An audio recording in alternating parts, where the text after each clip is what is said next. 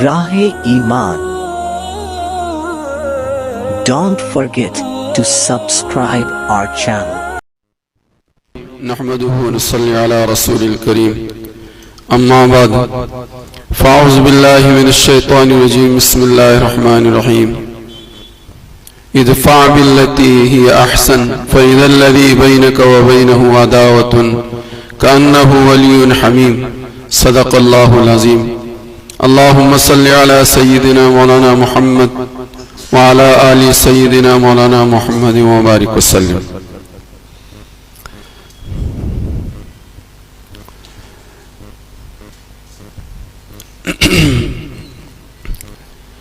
مذہب اسلام جہاں جھگڑے کو ناپسند کرتا ہے، وہیں جھگڑے کے حالات کو پیدا کرنے والے چیزوں کو بھی ناپسند کرتا ہے. نہ صرف یہ کہ جھگڑا ناپسند ہے، بلکہ جھگڑا پیدا کرنے والے کام، ایسی چیزوں کو بھی اسلام پسند نہیں کرتا. اور جھگڑے کے حالات پیدا کرنا، دشمنیوں کے حالات پیدا کرنا، یہ بے ایمانوں کی فطرت اور ان کی خصلت میں ہے، اور بدقسمتی سے وہ آج مسلمانوں کے اندر منتقل ہو گئی. ہم سب کو سمجھنے کی ضرورت ہے کہ ہم جس مذہب کے ماننے والے ہیں، وہ مذہب کی ہمارے لیے تعلیم کیا ہے.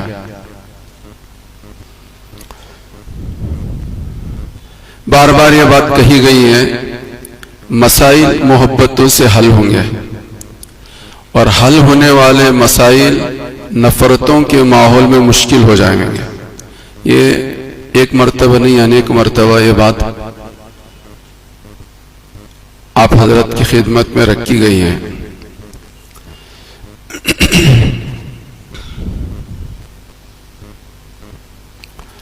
قرآن کریم کی جو آیت کریمہ میں نے آپ حضرت کی خدمت میں پیش کیا، اس کے اندر اللہ پاک نے یہی کہا ہے کہ دیکھو، برائی کا بدلہ بھلائی سے دو.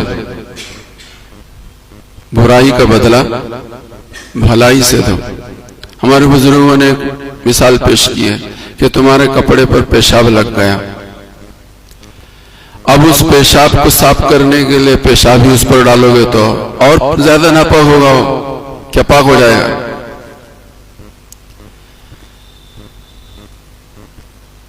پیشاب لگے ہوئے کپڑے کو صاف کرنے کے لیے پیشاب ہی ڈالو گے تو بجائے یہ کہ وہ صاف ہونے کے وہ اور زیادہ ناپاک ہوگا.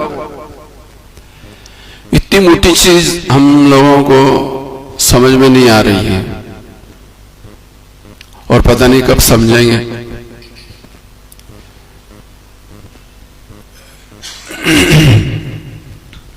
تو میں نے آپ حضرات کی خدمت میں بات رکھی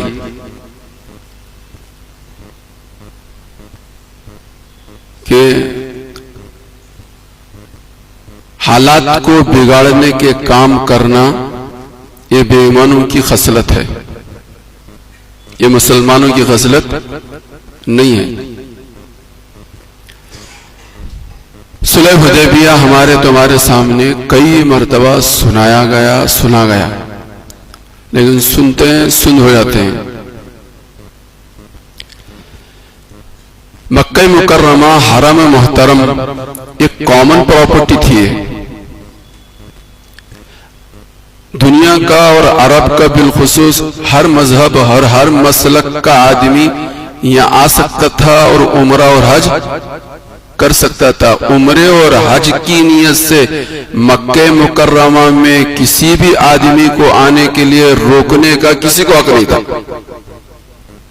کسی کو بھی حق نہیں تھا.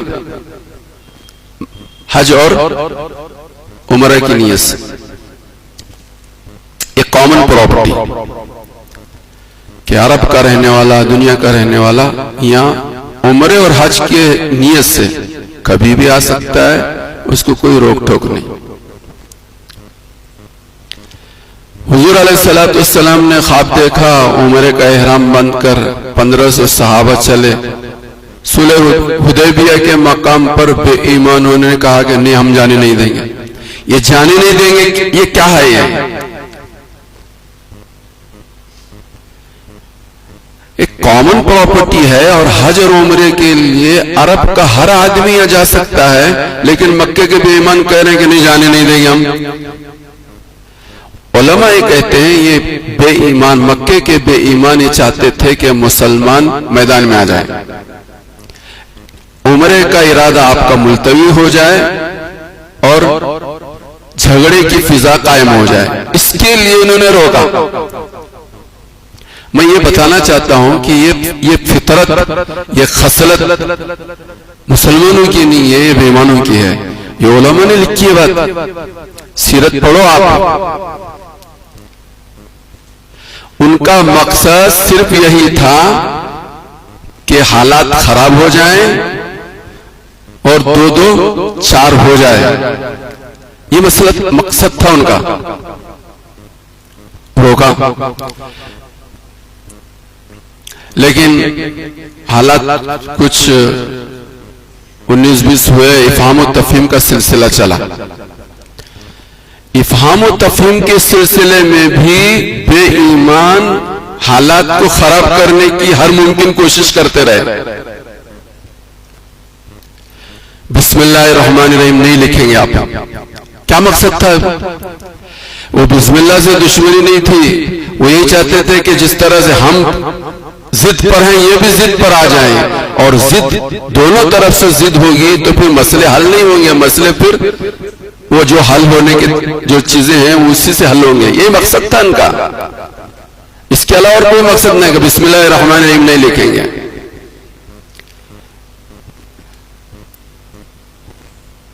محمد الرسول اللہ نہیں لکھیں گے، محمد الرسول اللہ لکھا گیا تھا، مٹانے کے لیے لگایا۔ کیوں مٹانے کے لیے لگایا انہوں نے؟ حالات خراب ہو جائیں، حالات خراب ہو جائیں، مقصد ان کا صرف یہی تھا۔ میں یہ سمجھانا چاہ رہا ہوں کہ بے ایمانی خصلت کیا ہوتی ہے اور ایمانی خصلت کیا ہوتی ہے۔ مکہ مکرمہ کا کوئی آدمی مدینہ طیبہ چلا جائے واپس بھیجنا ہوگا، آپ کو کوئی آدمی مکہ مکرمہ آئے گا تو واپس نہیں بھیجیں۔ کیا مقصد تھا؟ مقصد کیا تھا؟ مقصد یہ تھا کہ انتقام کے جذبے ان کے بڑھ کے اور تو میں شروع ہو جائے، یہی چاہتے تھے۔ اس لیے کہ 1500 تھے، میدان ان کا تھا، بولنگ یہ کریں گے، بیٹنگ کیا کریں گے ہم؟ مکہ مکرمہ میں گئے تھے، یہ تو پورا شہر مکہ مکرمہ تھا، یہ تو ادھر 1500 ساتھی تھے، اور عمرے کی نیت سے آئے تھے، مقابلے کی نیت سے تو آئے نہیں تھے، تیاری سے تو آئے نہیں تھے، لیکن وہ چاہتے تھے یہ کہ ہو جائے ایسا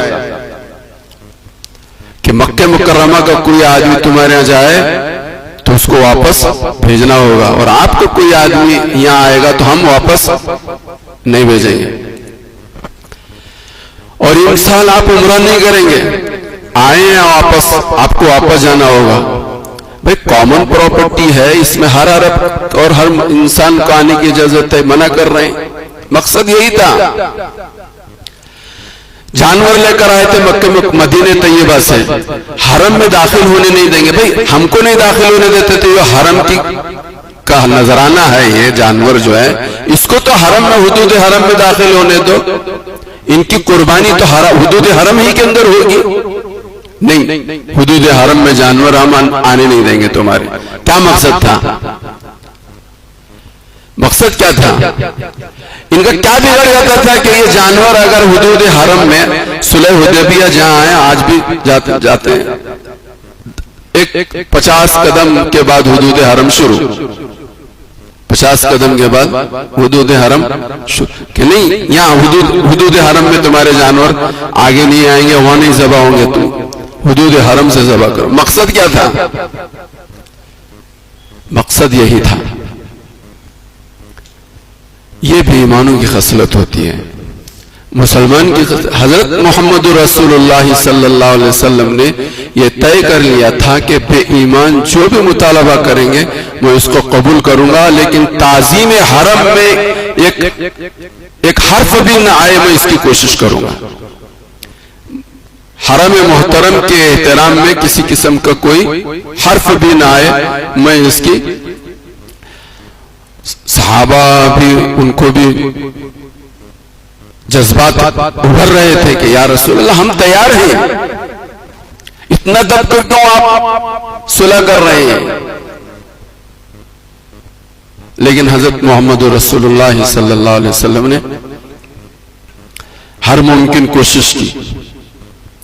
حضور علیہ السلام نے جانوروں کو حرم محترم سے باہر ذبح کرنے کو کہا، ہلاک کرنے کو کہا، صحابہ تیار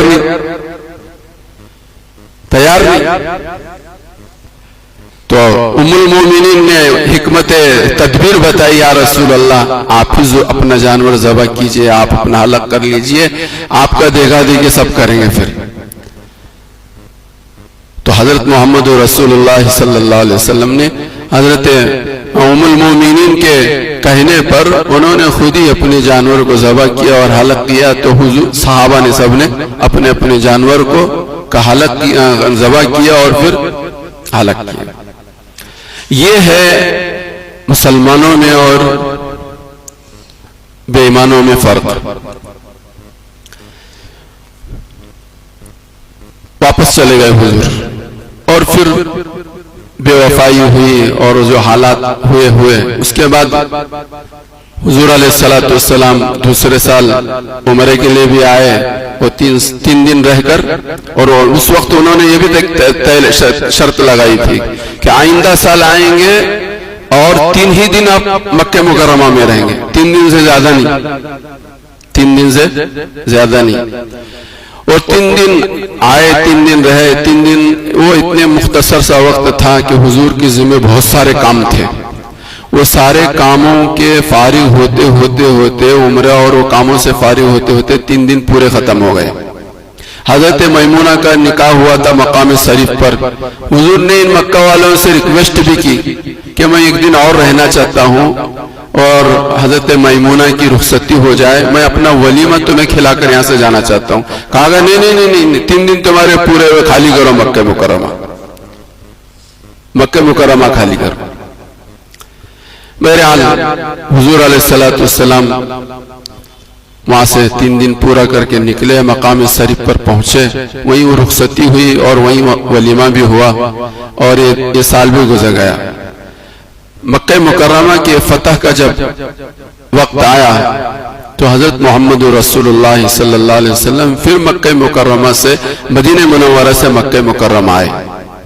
جب مکہ مکرمہ آئے ہیں اور مکہ مکرمہ فتح ہوا ہے تو پیارے نبی صلی اللہ علیہ وسلم جس سواری پر سوار تھے کجاوا کسا گیا تھا، کجاوے میں آپ تشریف فرما تھے، آپ شاہانہ انداز سے مکہ مکرمہ میں داخل نہیں ہوئے بلکہ آپ اپنے سر مبارک کو جھکائے ہوئے تھے، گویا کہ سجدہ شکر بجا لا رہے تھے، اور حضرت محمد رسول اللہ صلی اللہ علیہ وآلہ وسلم کے زبان پر انا فتحنا لک فتحا مبینا لیغفر لک اللہ ما تقدم من ذنبک وما تأخر، اور اذا جاء نصر اللہ والفتح ورأیت الناس يدخلون فی دین اللہ افواجا، یہ دونوں صورتیں حضرت محمد رسول اللہ صلی اللہ علیہ وسلم کی زبان پر تھے اور آپ کی گردن جھکی ہوئی تھی۔ اس انداز سے حضرت محمد رسول اللہ صلی اللہ علیہ وسلم مکہ مکرمہ میں داخل ہوئے، ام ہانی کے گھر پہنچے، اور ام ہانی کے گھر پہنچ کر آپ نے غسل فرمایا اور 8 رکعت نماز پڑھی،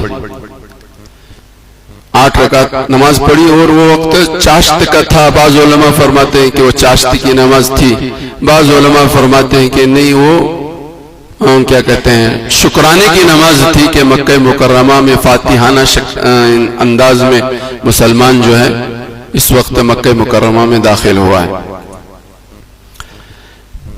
حضور علیہ السلام ام ہانی کے گھر غسل فرمایا اور نماز 8 رکعت نماز پڑھنے کے بعد حرم محترم میں داخل ہوئے، اور حرم میں داخل ہونے کے بعد آپ نے طواف کیا، جس سواری پر سوار تھے اسی سواری پر سوار رہتے ہوئے آپ نے طواف کیا۔ طواف کے بعد 2 رکعت نماز پڑھنی ہوتی۔ حضور علیہ السلام نے فرمایا، ان کے حضور کے دل میں یہ بات آئی کہ حرم کے اندر 2 رکعت جو عمرے کے طواف کے بعد جو 2 رکعت نماز پڑھی جاتی ہے، حضور نے کہا کہ عثمان بن طلحہ کو بلاؤ۔ عثمان بن طلحہ کو بلایا گیا۔ یہ عثمان بن طلحہ یہ اس وقت بھی بے ایمان تھے اور اس سے پہلے بھی بے ایمان تھے۔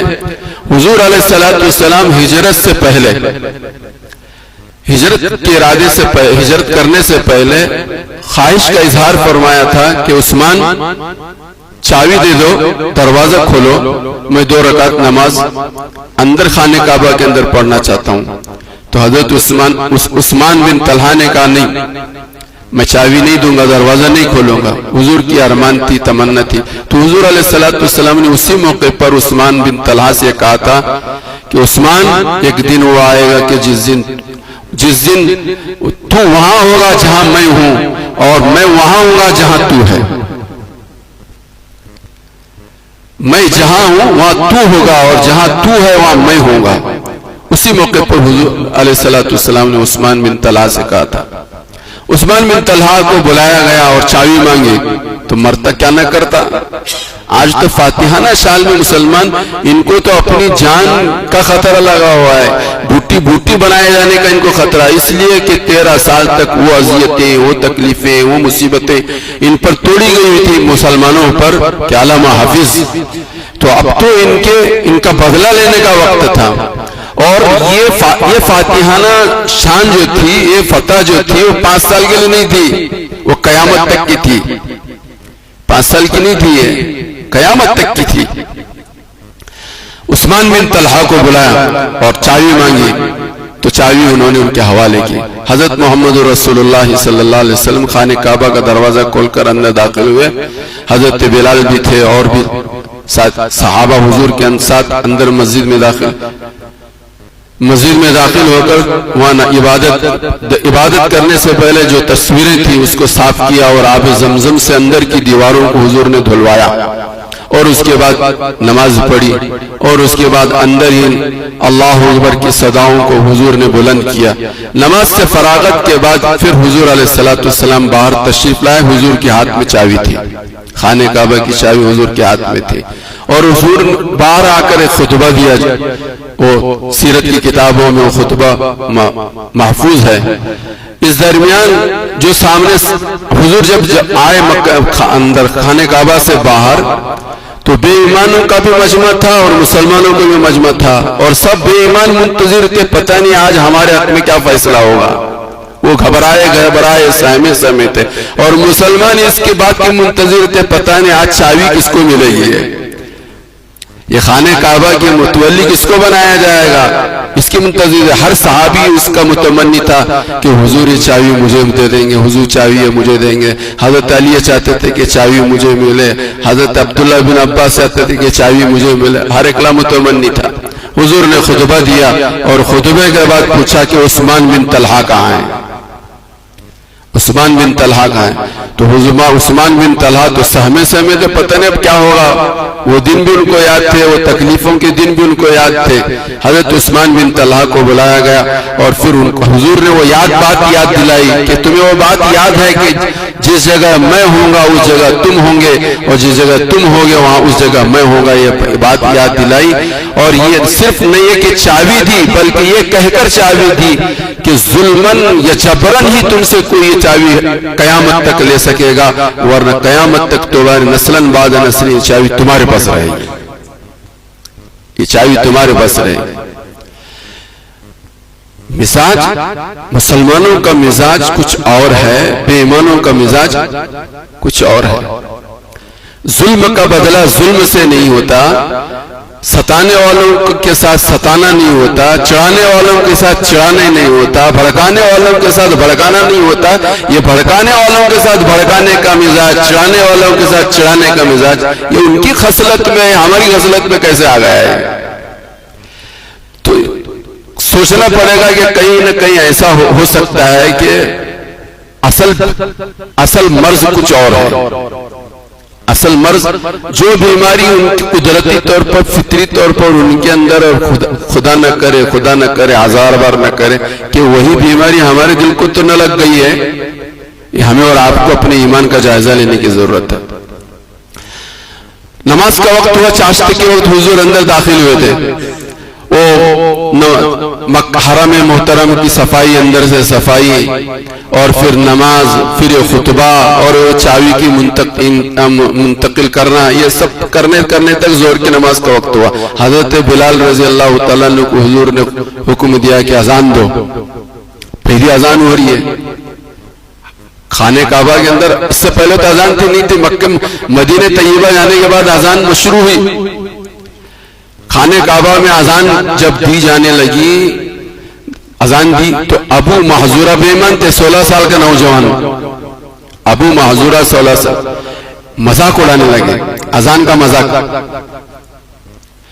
فاتحانہ شال میں مسلمان مکہ مکرمہ میں داخل ہوئے ہیں. ظہر کا وقت ہو رہا ہے، اذان دے رہے ہیں حضرت بلال، اور ادھر ابو محذورہ اذان کا مذاق کر رہے ہیں، اور مذاقاً وہ اذان کے کلمات کو دوہرا رہے ہیں اپنے انداز میں. حضور کے کان میں آواز پڑی، ابو محذورہ کے استہزان مذاقاً کلمات اذان یہ حضور کے کان میں پڑی. تو حضور نے معلوم کیا کون یہ آواز بلند کیا ہے. تو سب نے اشارہ کیا، جو بیٹھے ہوئے تھے، حرم بھرا ہوا تھا، سب نے ابو محذورہ کی طرف اشارہ کیا. ابو محذورہ کے قدموں تلے سے زمین نکل گئی. اب تو میرے قتل کا فیصلہ ہوگا، اس کے سوا دوسرا کوئی فیصلہ ہی نہیں ہو سکتا. ابو محذورہ حاضر کیے گئے. تو ابو محذورہ جب حضور کی خدمت میں پہنچائے گئے تو حضور نے کہا، ابو محذورہ جو کلمات تم دوہرائے تھے دوبارہ دوہراؤ، دوبارہ کہو اس کو. تو ابو محذورہ نے دوبارہ ان کلمات کو دہرایا. ان کلمات کے دہرانے کے بعد حضرت محمد رسول اللہ نے ایک تھیلی جس کے اندر درہم بھرے ہوئے تھے، ایک تھیلی جس میں کیا تھے؟ درہم بھرے ہوئے تھے، وہ تھیلی ابو محذورہ کے حوالے کیا، اور حضرت ابو محذورہ کے سر پر ہاتھ رکھا، اور سر سے پر ہاتھ رکھنے کے بعد سینے پر، اور سینے سے اپنے ان کے کلیجے پر، اور کلیجے سے نیچے پیٹ پر ہاتھ پھیرا. حضرت ابو محذورہ کہتے ہیں کہ یہ حضور کا میرے سر پر ہاتھ رکھنا، پھر سینے سے نیچے کلیجے سے نیچے ناف تک ہاتھ کا پھیرنا، یہ ہاتھ کا پھیرنا تھا میرے دل میں جو حضور کی نفرت تھی اس سے کئی گنا زیادہ حضور کی محبت میں دل میں رچی اور بسی. اور اسی وقت میں نے اشہد ان لا الہ الا اللہ و اشہد ان محمد رسول اللہ پڑھ لیا.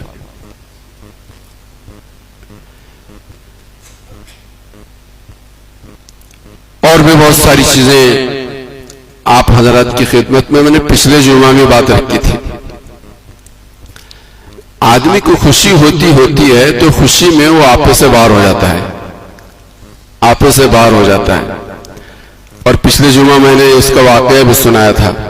بچے کی پیدائش 20 سال کے بعد بچہ پیدا ہوا، اس پر جو پٹاخڑے بجے،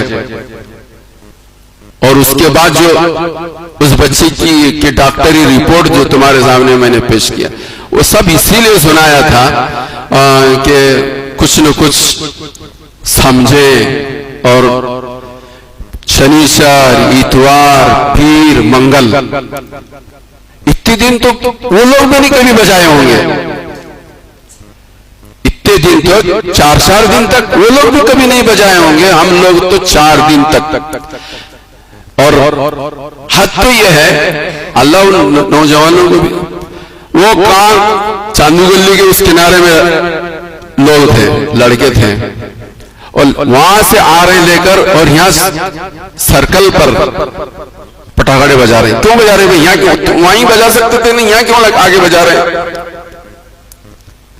مقصد یہی ہے کہ چڑھانا، مقصد یہ ہے کہ جذبات کو بھڑکانا.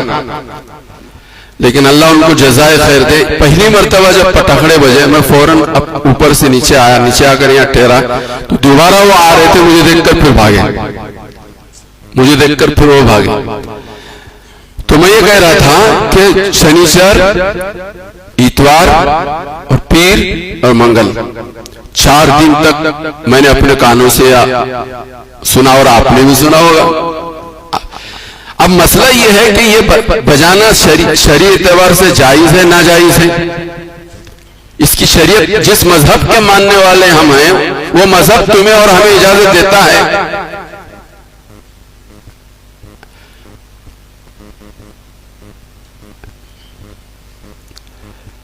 علماء نے بات لکھی ہے کہ کسی کو خوش کرنے کے لیے اللہ کے حکموں کو توڑو گے تو یاد رکھنا یہ کام تمہارا ایسا ہے کام کہ اللہ بھی ان کے دلوں میں، تم خوش کرنے کے لیے کام کر رہے ہو، اللہ ان کے دل میں تمہاری نفرت ڈالیں گے۔ کسی کو خوش کرنے کے لیے اللہ کے حکم کو توڑو گے تو ہوگا کیا؟ اللہ ان کے دل میں تمہاری نفرت ڈالیں گے۔ یہ خدا کا نظام ہے۔ بہرحال میرے بھائیو بزرگوں دوستو، ہمارا راستہ دوسرا ہے، ان کا راستہ دوسرا ہے۔ ہمارے غموں کے منانے کا راستہ دوسرا ہے، غموں کے ان کے منانے کا راستہ دوسرا ہے، خوشیوں کے منانے کا راستہ ہمارا دوسرا ہے۔ ہمیں جب خوشیاں ملتی ہیں تو ان خوشیوں میں وہ بھی شریک ہوتے ہیں، وہ خوشیوں میں وہ بھی شریک ہوتے ہیں، اور وہ خوشیاں ہماری ایسی خوشیاں ہوتی ہیں جن میں ان کو ہدایت کی دولت ملتی ہے۔ وہ جتنا ہم سے پہلے دور تھے اس سے زیادہ قریب ہونے کی کوشش کرتے ہیں۔ خوشیوں کے منانے کا ایک منصوبہ حضرت محمد رسول اللہ صلی اللہ علیہ وآلہ وسلم نے ہمیں اور آپ کو ایسا دیا ہے۔ اس لیے بھائیو بزرگوں دوستو، بار بار یہ بات کہی جا رہی ہے کہ ملک کے حالات کے پیش نظر ہم اپنے مذہب اسلام کی تعلیمات کو پیش نظر رکھتے ہوئے اگر ہم اپنے خوشیوں کو اور غموں کو منانے کی ترتیب بناتے ہیں تو آنے والے دنوں میں ہمارے آپ کے لیے فیصلے بہتر ہوں گے۔ ورنہ دوستو بزرگوں، جیسے کہ بار بار یہ بات کہی جا رہی ہے کہ برائی کا بدلہ برائی سے دینے والا دیتا ہو، لیکن مسلمان اس روش پر چل کر نہ دنیا میں کبھی کامیاب ہوا ہے نہ کامیاب ہو سکتا ہے، کامیاب نہ ہوا ہے نہ کامیاب ہو سکتا ہے۔ اللہ مجھے بھی اور آپ کو بھی سب کو سمجھنے کی توفیق عطا فرمائے۔